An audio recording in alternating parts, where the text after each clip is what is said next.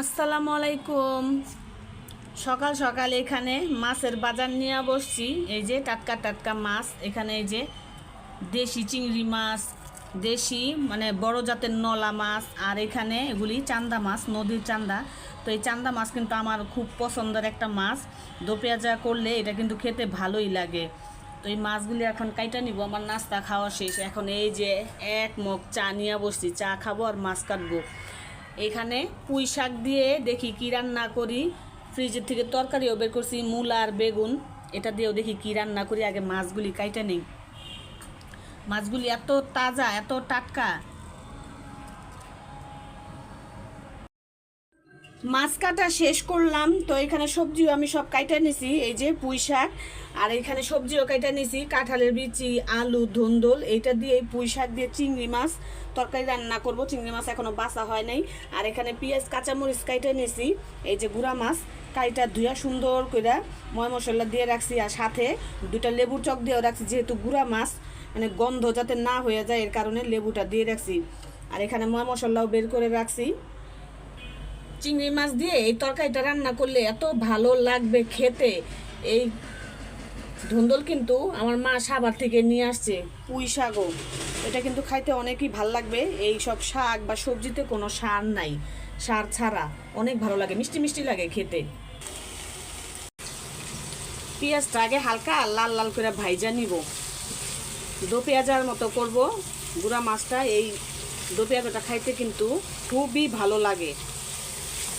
তো আমার বাবারও খুব পছন্দ ছিল, আমারও অনেক পছন্দ। গুঁড়া মাছ এমনিও পছন্দ করি, কিন্তু এই মাছটা একটু বেশি পছন্দ। তো যেভাবে আমার আম্মা রান্না করে সেভাবেই রান্না করবো আজকে। তো যাই কিন্তু সকালে নাস্তা খায় নাই, তো ওরা এখন একটা পরোটা আর একটু চা দিয়ে দিলাম। ভাজি দিয়ে খাবে না, বলতেছে আমাকে চা দিয়ে দাও। এখন গরম করে দিলাম। আমরা খাইছি সকালে, ওর খাওয়া হয় নাই। আম কেটে দিব? আচ্ছা, এটা খাও, তারপর আম কেটে দিতেছি। পেঁয়াজটা এই যে হালকা বাদামি করে নিছি।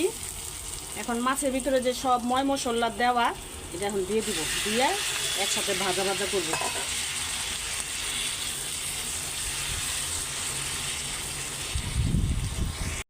দো পেঁয়াজাটা হয়ে গেছে মাছের, চান্দা মাছের। এখানে এই যে বিলাতি ধইনা পাতা কাইটে রাখছি আমি কুচায়া, আর এই ধইনা পাতাটা দিলে এটা স্বাদ আরও দ্বিগুণ বেড়ে যাবে। আর এত সুন্দর গ্রাম বের হয়েছে, খাইতে না জানি আরও কত টেস্ট হবে।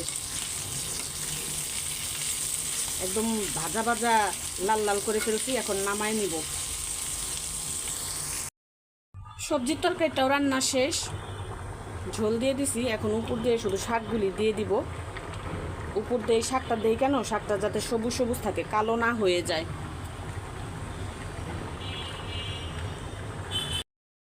রান্না বাড়া শেষ করলাম, তো এখন এই যে খাইতে বসছি।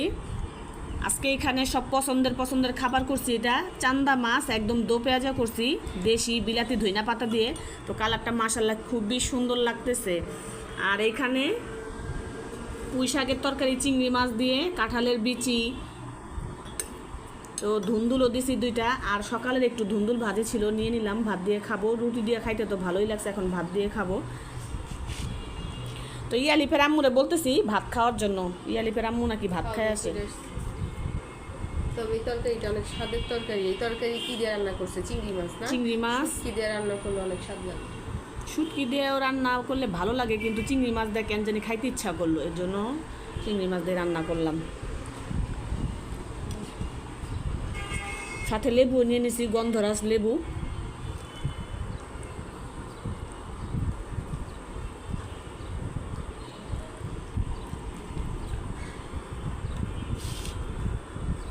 অনেক দিন পরে চান্দা মাছের দো পেঁয়াজা খাইতেছি, এত ভালো লাগতেছে, এত মজা।